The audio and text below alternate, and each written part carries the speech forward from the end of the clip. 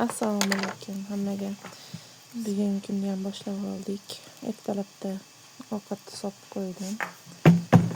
Yog'ni bismillah deb quyib, so'nggina dimlama solib qo'ydim. Keyin ovqatni o'g'rib, dimlab, bugun bir oshxonani yig'ishtirib, qizimga yordam bersam deb. Bari ish oshxonada ayollar uchun. Bugun oshxonani yig'ishtiray deb qaror qildim. Shunaqa qilib ovqatni dimlab qo'ydim. Mana oshxonamiz to'q. Endi boshlayman. Bir qator hamma yoqni olib chiqib, supurib, tozaladim. Shunaqa shirin qilib dimlab qo'ydim. Go'yo qo'ygishi bor ekan. Pishdi boshladigan bo'lsa. Shunaqa qilib bizda qishloqda sharoitlar shunaqa. Endi hammada ham yo'q bunaqa oshxonalar. Lekin bu bizni oshxonamiz devorlari yuqa, birg'ish deyilarmikin. Shunaqa qishda sovug'ib ketadi. Pollarini oralari ochilib ketgan. Yerdan juda sovuq uradi. Tomlariga loy bosilmagan yaxshi. Qishda juda sovug'ib ketadi. Patologlarimiz ham juda eskirib ketgan. Islarini olardim bir qator. Bir kun buziladi deyishib, to'liq ta'mirlanmaydi oshxonamiz. Buzilguncha bizga yarab turgani uchun doim har yili qishda biz утеплитель solamiz poliga. Shunaqa qilib polosni olib supurib oldim. Mishiqlari saqlab berishdi. Bizda Andijonda mishiq deyiladi. Mushuk deysizlar. Bizda mishiq, ko'shka. Shunaqa qilib sovun solib, issiq suv quyib oldim. Bir qator pollarini yuvib, shu vabrada yuvib chiqdim. Uncha kir bo'lmagan ekan, lekin baribir chang o'tiribdi.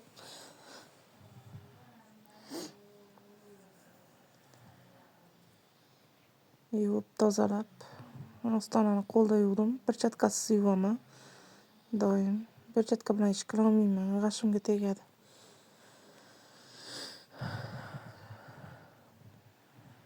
Shunaqa qilib tozalab oldim. Mishiqlar yayrashyapti, toza bo'lib qopti deb qizlarga утеплитель olib chiqtirdim. Polosni olib chiqib qo'ysam, qizim supurib qo'ydi, chiroyli qilib. O'zini bilib, supur demasam ham supurib qo'yibdi. Endi buni o'zimga bir ancha qarab oldim. Ro'mollarim qiyshayib ketgan ekan. Ya'ni qaysi tarafini solarkin deb o'ylandim. Yaltiroq taraf pastga bo'lammikin, tepaga bo'lammikin deb ancha o'ylandim. Qirqib tashladim ham videoda. Qurishini kutdim. Bo'ldi. Pol qurigandan keyin утеплительni solib, kerakli joyini qirqib oldim. Menga mishiqlar rosa yordam berishdi, xalaq berishib, ichiga kirib, o'ynab, maza qilishib oldi o'zlari ham. Shu ancha issiq saqlaydi oshxonamiz. Yerdan shunaqa sovuq chiqadi. Shu kunlar ham bor ekan. Endi shunaqa qilib bo'lsa ham o'zimizga sharoit qilib issiq qilib olamiz. Ayol kishi ko'proq bo'ladi oshxonada. Ovqatni pishiramiz, 2 mahal. Ertalabki zavtrak polfabrikatlar bilan o'tadi-yu, lekin baribir zavtrakda ham choy damlaysiz, boshqa qilasiz. Shunaqa qilib sovib oldim. Oralarga kirishib, yaramaslar rosa xalaq berishdi. Mayli dedim-da.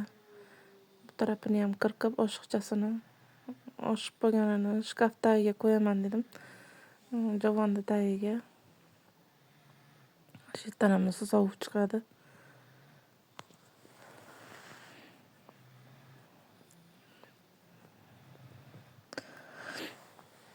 Bu nimamiz, qog'ozimiz, утеплителimiz salkam 3 yilga yetdi. Eskisi, bu yangi oldik. Yuqalashib, to'kilib tushar ekan, yaltiroqlari ajrab ketar ekan. Lekin 3 yil ishlatdik.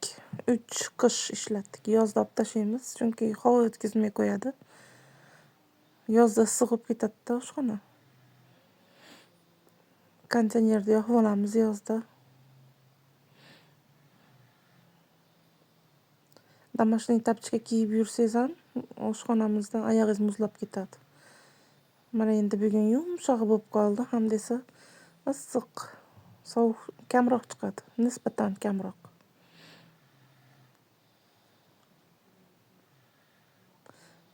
Oldim endi palos tap kirib, qizim supurib qo'ygan ekan.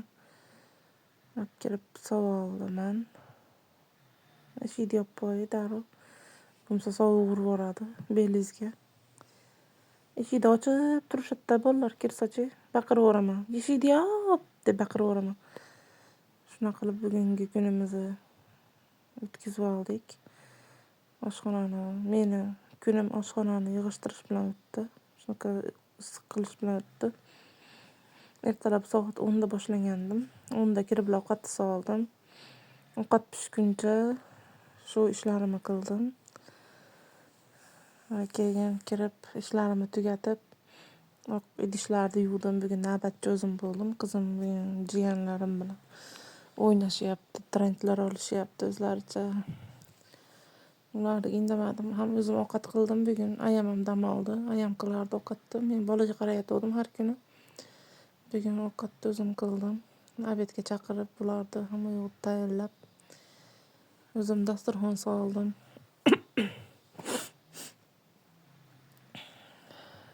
Shuna qilib soat 2 da kirdim. Ovqatimiz ham pishdi.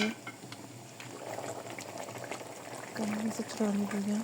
Ustiga ko'klasib qo'ydim. Karamlar solib qo'yog'iga qovurib nima qilsangiz, karamni ham qovurib yuborsangiz shunaqa shirin bo'lib ketadi karam. Keyin choy damlash rituali boshlandi. Bizda choy damlash ham bir boshqacha nima. Hozir birinchi men shkafdagi ham savolay dedim, ulgiyman deb darrov savoldim. Shkafni bo'shatib, changlarini artib.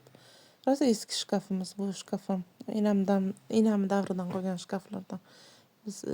Biz uyda hech narsa tashlab yuborilmaydi. Tashlash mumkin emas.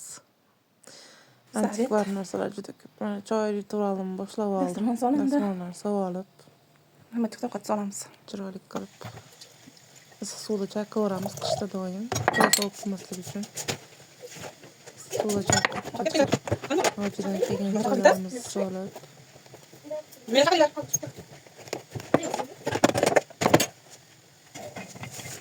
damlab choyda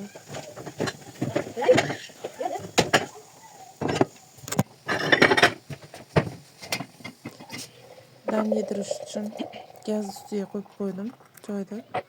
Gazda o'chirmasdan achchiqroq bo'ladi choy. Kichkinasiga choyda ozroq solaman, o'zimiz ichamiz. Paxtagullik chaylarda dadam ichadi. Choylarimizni ichib, hamma tugatganimizdan keyin ikkita tort oldik. Tortlarni bo'lib maza qilib yeb oldik. Shuna qilib kunimiz tugadi.